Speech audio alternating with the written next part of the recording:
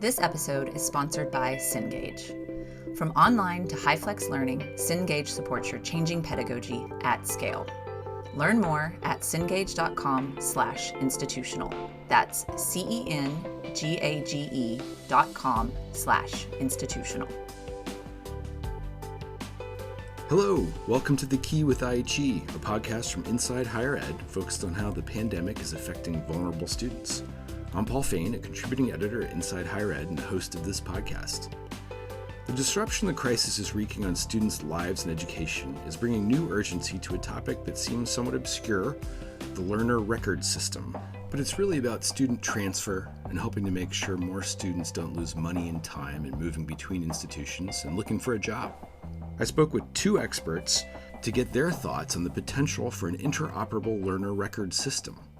Scott Cheney is CEO of Credential Engine, which is seeking to bring transparency to credentials while also revealing a marketplace for them. So really what we're doing is bringing the ability for anyone, anytime, anywhere to be able to search and compare every option in front of them in education and training to make their best decision about their pathway to their best outcome. I also spoke with Kendall Bailey, who leads SEI Labs, a venture of Strategic Education, Inc. Bailey talked about the role of learner record systems in helping students bridge the gap between education and work. And we also think it would lead to more equitable hiring, because in the absence of quality dashboards or in the absence of that, we're all human. We all kind of rely on our own shortcuts or biases, unfortunately. And I think this is about giving employers the tools to be able to do that hiring in a, again, more equitable and more efficient way. Let's get to the conversation. I'm looking at Scott Cheney. Good to see you, Scott. How you doing? I'm well, thank you. How are you doing today? Doing well. Thanks for doing this. I figured we could start with what Credential Engine is and where things stand. You know, having written about it, it's complex stuff. So can you give listeners an idea of what you all are doing? Sure, happy to. And, you know, you're right, it can be complex, but at its core, what Credential Engine is really a pretty simple concept. Let me put it in terms that most people understand. So if you're looking to take a trip, and hopefully post-COVID, we'll all be traveling again soon, and you want to figure out how to get to, say, Hawaii, and you're looking at airlines, and then you're looking at hotels, and then you're looking at places to visit and restaurants to eat in, you're going to use probably a service, whether it's Kayak or Expedia or Travelocity, and that's going to be able to give you rich information about all of those options and to think about how you bundle them and how if you stay at one hotel, you get a deal at this resort and an airline is giving some specials. If you think about what the kind of information is that the average person can get just on their mobile phone across all of these different options, and then you think about, can you do the same thing if you're looking at helping a high school student map their pathway into, say, an IT career, and they're looking at badges and boot camps and 2-year degrees and certifications and certificates and 4-year degrees and apprenticeships now. There has been, before we came along, no ability to have that same kind of common search and comparison across all of those options that you have in hotels and buying a car and getting directions across town. So really what we're doing is bringing the ability for anyone, anytime, anywhere to be able to search and compare every option in front of them in education and training to make their best decision about their pathway to their best outcome. And at its core, that's what we're doing. We're a nonprofit. We believe in this information as a public benefit for everyone. We want this to be open to everybody. And so we're working with states and federal and state agencies and partners in the vendor space to try and move this entire vision forward. And in 3 years, we've made quite a bit of progress. There's debate about the extent of the skills gap, or at least there was before this all happened. But I've always been a believer that there's a big information gap. And some of the reporting I've done even this week shows, for a lot of obvious reasons, working adults are interested in short-term pathways to a credential, but lack the information and the confidence in what they might be buying to pull the trigger. So, I wonder, as you look forward, or as things stand now for Credential Engine, it seems like the need to kind of make a more clear, like you say, a kayak guide to a credential seems like it's going to get more pressing amid all the swirl. If anything, we're seeing the urgency around this just picking up.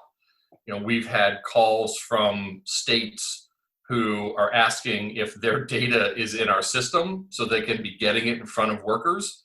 And, 18, 19 states now, the answer is yes. You're getting your data in, and we're working with other states to bring it in. But they realize that with millions of people out of work, and unfortunately, a lot of those people are in the kind of jobs and professions where they're dependent on having really good information to overcome historic gaps in what they can see and what they're shared with about where their opportunities are. What we're doing is trying to level that playing field and to make sure that everybody can have better information about the options in front of them.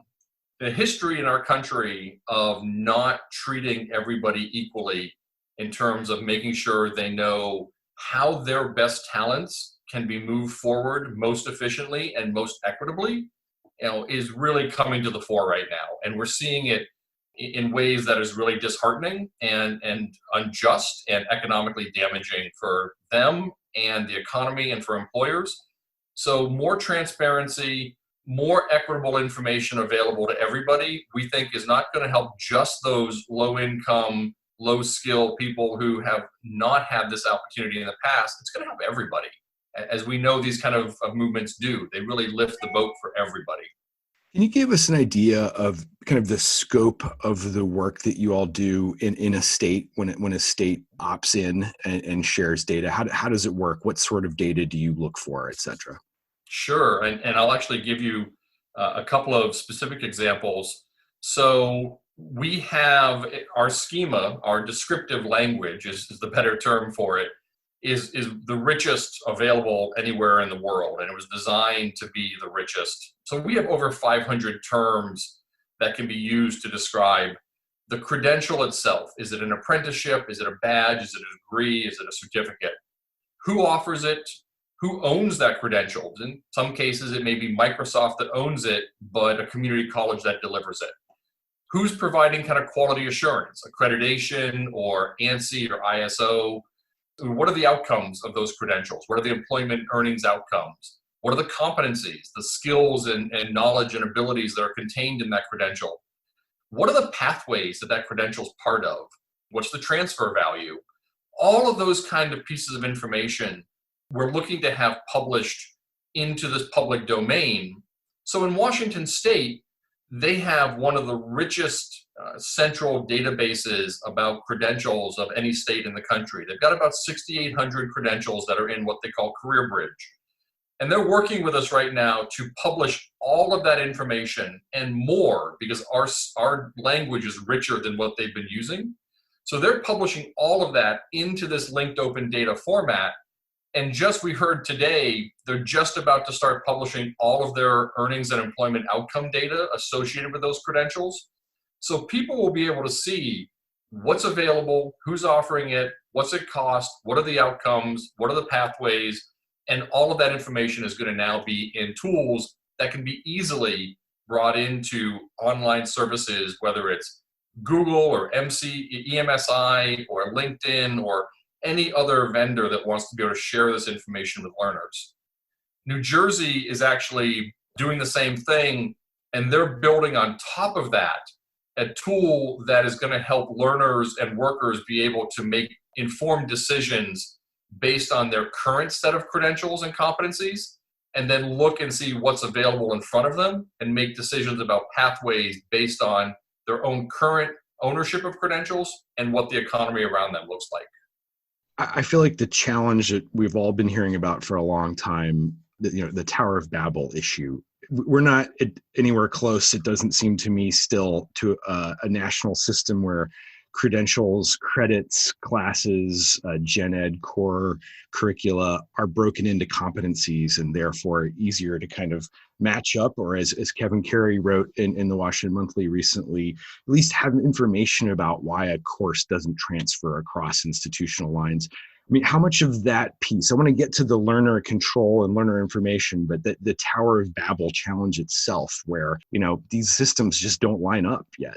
How much of that is what you all are hoping to deal with your work?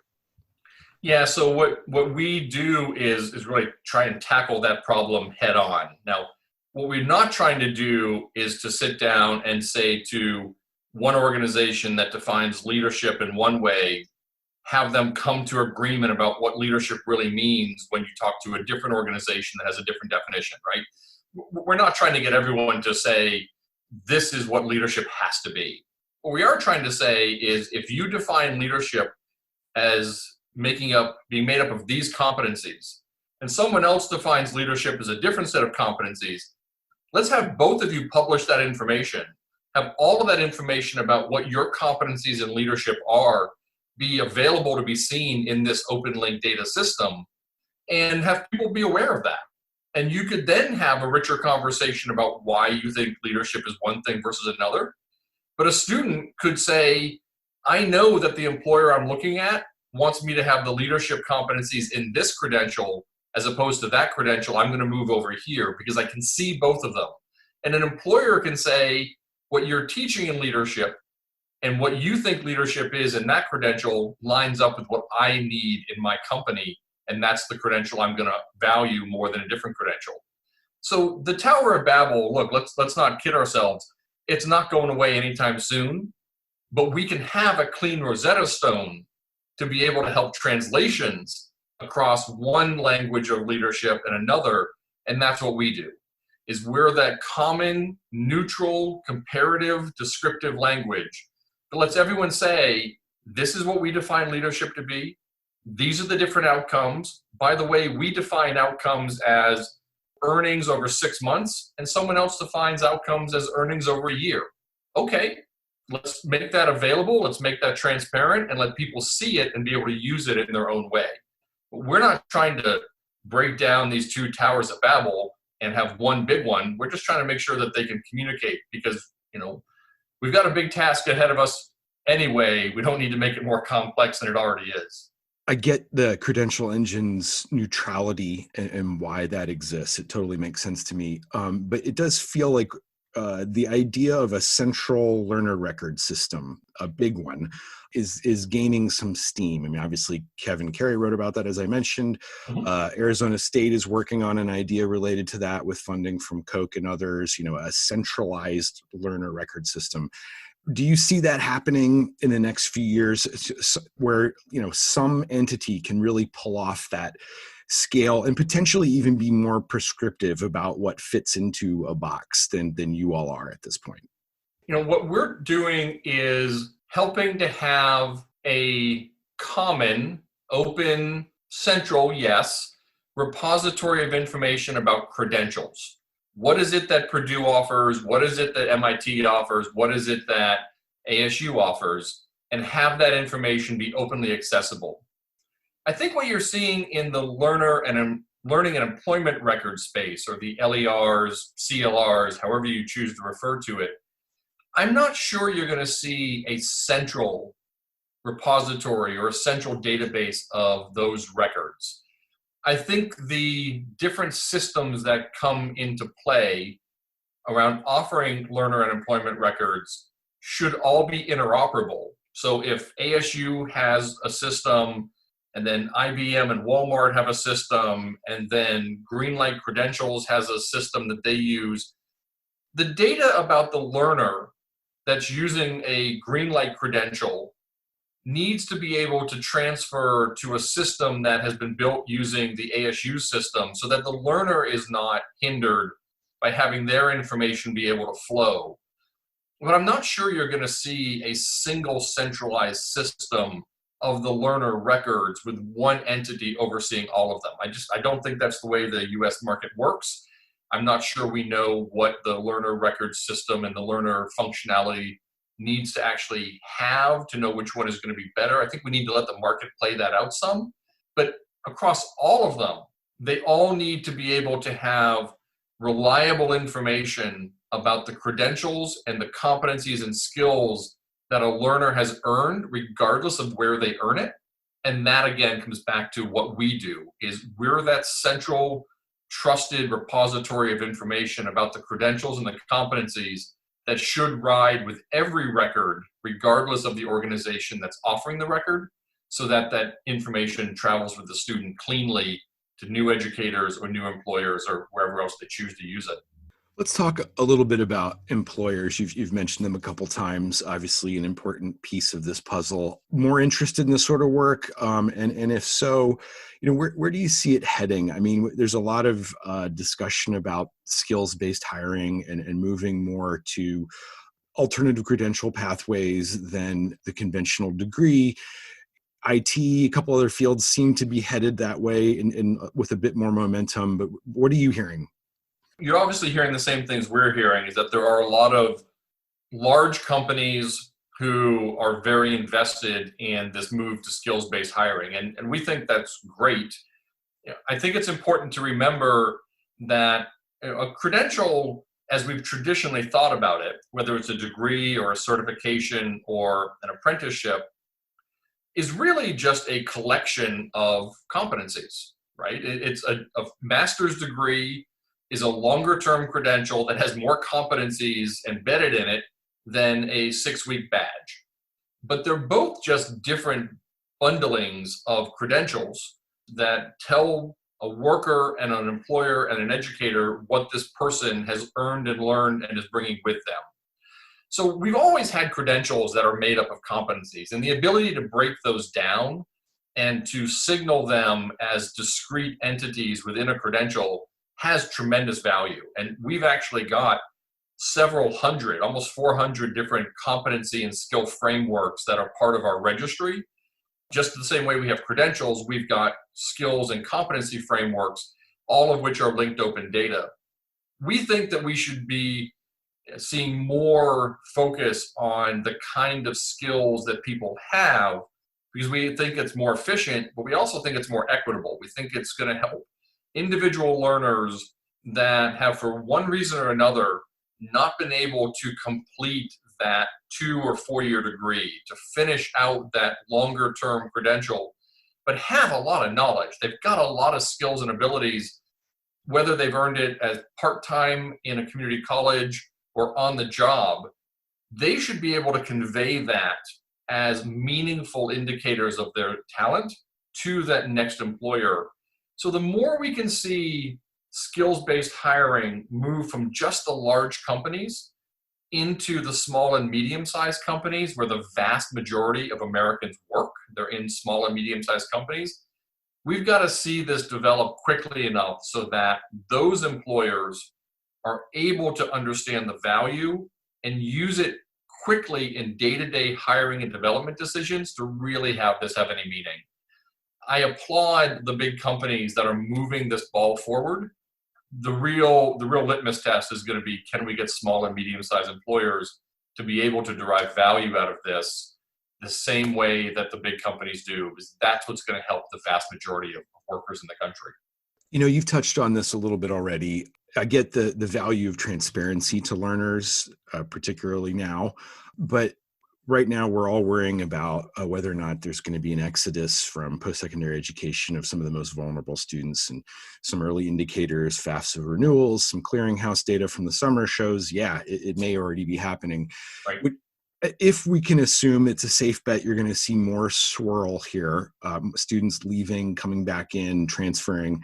It's not really just transparency, is it? I mean, I think it's also about making sure that they don't lose their effort, their learning as they move around the system. I mean, can you just talk a little bit about the benefit of getting to that sort of a system where you don't just know about the credits, but they can more seamlessly move around with learners? Absolutely.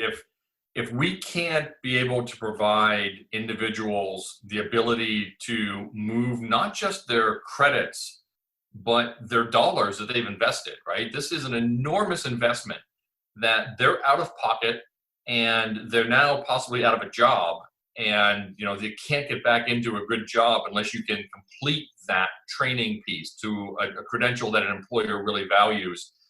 We're going to set a whole generation of workers and learners back even further in their ability to take advantage of this American dream. So it's not just a matter of the transparency. You're right. We've never said that transparency is the silver bullet. Transparency is an essential part of making the system more fair and more efficient. We've got to have meaningful policy that at the state and federal level, at the institution and system level, that ensures that people are able to move their earned credentials, their earned skills and competencies efficiently into new opportunities, so that they know that I can quickly take what I've done on the job and as a 1-year experience in a community college and move it into a 4-year program or a certification program or something else, and get the benefit of the already invested dollars, those sunk dollars into their future. Shouldn't be lost. They can't be lost. Because if we do that, we are really going to set this entire country back even further, and we can't afford to do that right now. And these millions of workers can't afford to have that happen to them. So we've got to have really thoughtful policy that ensures that equitable response to this moment.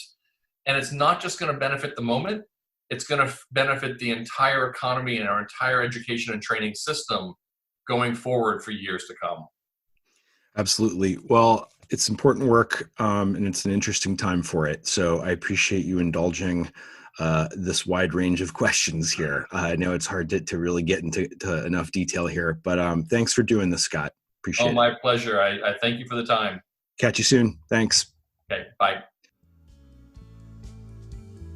If you're looking to go even more in depth in IHE's news coverage, check out our special reports. These deep dives feature rich data and reporting, as well as thoughtful, substantive analysis you can trust. Visit insidehighered.com/special-reports to view the topics we've covered and to purchase the report that best supports your area of work or study.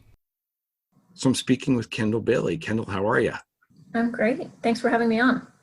So it feels like, given all the disruption to students' educations and lives, there's enhanced urgency around making for smoother movement between institutions and, frankly, jobs, with what looks like a lot of student transfer coming down the pipeline.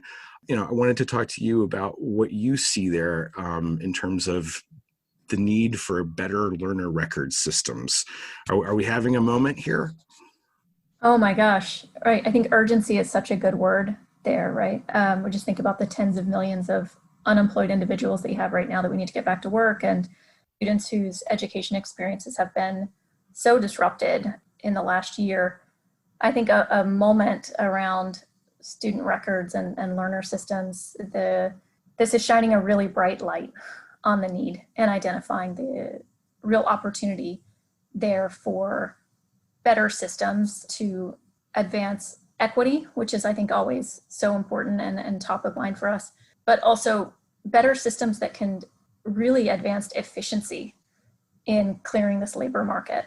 We need systems that help individuals get back to work as quickly as possible. And I think we understand how much friction there is in the system today, now at a level that I think was easy to overlook when we had such low unemployment rates. But now the urgency for better system design and communication across our education and employment systems is more apparent now than ever. Can you talk a little bit about where you see the most friction, or the friction that clearer, more efficient learner record systems could help students get past? Yeah, I think there's so many areas where better learner record systems could do that, kind of clear the market that we're talking about here.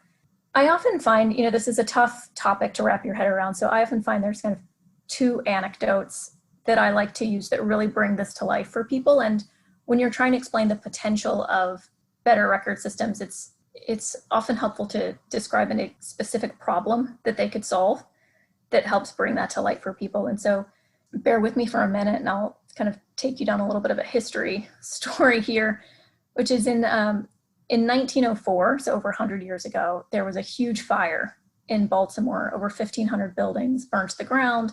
The fire raged for 2 days, quite devastating.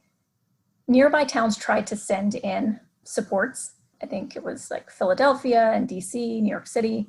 They all sent pump wagons and supplies to Baltimore to help fight this fire, but they couldn't help because the hoses from those cities didn't fit the fire hydrants in Baltimore.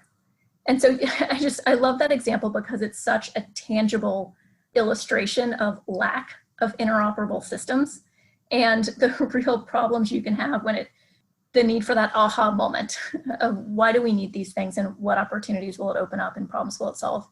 I think almost more compelling is flash forward to today. We're living in the COVID crisis. An example I've seen is that New York City put out a call for volunteers at the height of the pandemic. Over 90,000 volunteers registered as medical workers to fight COVID in New York City, New York State. But I've heard that the intake form for those volunteers, it had like a free text field to describe your qualifications. So if you think about matching those volunteers who want to help out with a deep need and critical time-sensitive need that was going on in those hospitals, but really there was no system there to help match those qualifications with the need.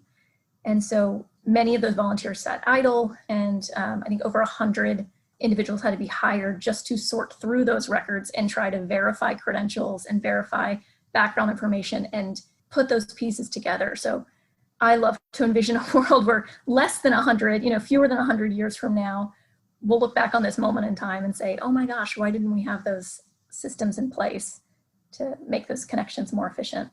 Well, I like both of those examples in part because they're very American, and we all know the hodgepodge of American higher education is kind of organic 1,000 points of light development, has a lot of virtue, but when you need more centralized systems, it can be a real challenge. So, we jumped right into it without me asking about SEI Labs and your work that relates to this. And so I gather a pretty new venture as well. It is. SEI Labs was established in February. We are the R&D Innovation Center within Strategic Education. Strategic Education is the parent company to Strayer and Capella Universities. We also have Sophia, which is an online gen ed provider, and a couple of coding boot camps. All in, we serve over 100,000 adult learners each year, almost entirely online. The adult learner population is a group that we care deeply about and very mission-driven, focused on economic mobility for those learners. So within our Innovation Center, we're thinking about ways to improve equity and opportunity within the education to employment sphere. How does SEI Labs look at the potential for interoperable learner record systems? What are some of the areas that you see the most potential and how it could actually help the student and help for that pathway to careers? Our lab is focused in 3 areas. We talk about them as 3 distinct areas, but they're quite interrelated, as you'll appreciate. The first area we're exploring is wayfinding and navigation tools for career exploration and also job search. The second area is around rapid skill building and improved assessments in order to support drawing kind of the shortest line between where someone is today and getting someone into a job with upward mobility. And then the third area we're interested in is around the open data systems and interoperable learner records. And again, these 3 areas are highly interconnected as you think about the infrastructure needed to support that full pathway. Within interoperable learner records, we are funding research. We have a white paper due out later this year. And then we're also taking on some internal pilot projects to look at ways that you can kind of turn the need for interoperable learner records from this, how do you turn it from just this big high level idea into something that's really tangible that employers can interact with? How do they make sense of data that these big data systems we envision for the future that they'll spit out? We still need to be able to have something that employers will be able to interact with that is digestible at the human level. That's an area we're interested in exploring. Many of these challenges, as you know well, are not new. I've written a lot about competency-based education, and obviously talked with Capella folks over many years about that. You all went to a competency-based structure early and completely, and yet, we're still using the credit hour. We're still using old school transcripts, and most HR departments, I believe, still look at the signal of which institution issued which credential. Do you think the turmoil that we're going through really does change the potential to do a more skills-based, as you say, assessment-based way of knowing what people can do and what they can bring to jobs? I mean, as we all care about advancing equity and improving efficiency in clearing our labor market, I think we all see a move towards skills as being something that should be able to advance both of those things. And as given the deep expertise of Capella in competency-based education, that's an area that, we feel like we're ready to double down on and think about how do we continue on the existing work and further that work that we already have in place about helping employers understand their learners' skills at that competency level, being able to double click on the degree and create more visibility for employers on what is the full skill and competency package that a graduate or a course completer would be bringing to the table. And I think that in a world where it's very hard to manage long lists of skills or very confusing taxonomies of skills and just an abundance of information, it's hard for employers, hiring managers to make sense of that overwhelming amount of information. And that's where I think we're at a critical point here where technology can mediate that, right? Like I like to think about it as we want to be able to verify someone's skills and think about each individual carrying their own record of skills, almost at like an atomic level of what skills someone carries. But that's too much information for any human to make sense of. So we still need to figure out, I think, that full crosswalk between being able to have an individual carry that rich data of the atomic level skills and translate that into something that is as easy or easier to read than a one-page resume. That's an area that we're really interested in thinking more about and working with employers on designing those, I guess, maybe kind of dashboards that would be a best fit for hiring and sourcing needs.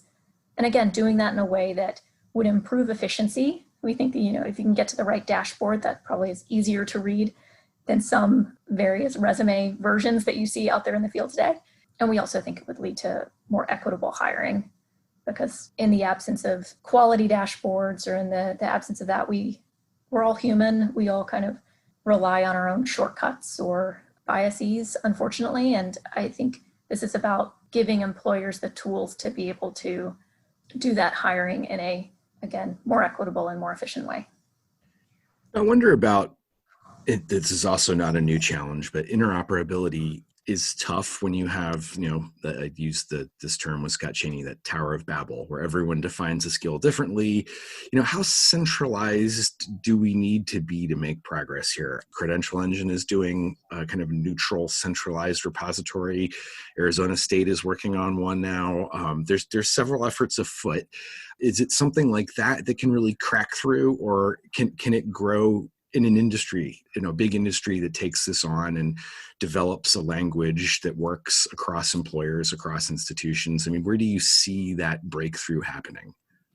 I mean, I think it's going to have to be a mix, right? As you think about, as a global community, even as a national community, we're richer for having more than one language that we speak, right? I think there's a need here for the toolkit to be able to do the crosswalk across multiple systems, right? You do need to have those keys to be able to translate from one taxonomy to the other and to be able to do it in a way that carries enough validity across the various taxonomies.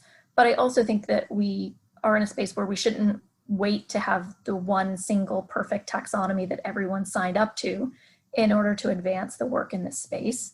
So I think it's going to be a bit of a mix. I think the work that Credential Engine is doing is mission critical to this space, and we have to be able to make those crosswalks in order for us to, in this space, to be able to get out of such a siloed approach and begin making those connections across the silos.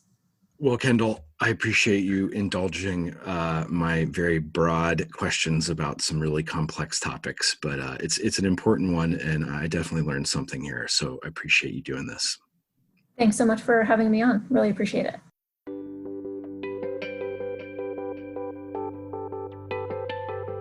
This episode is sponsored by Cengage. From online to high-flex learning, Cengage supports your changing pedagogy at scale. Learn more at cengage.com/institutional. That's CENGAGE.com/institutional.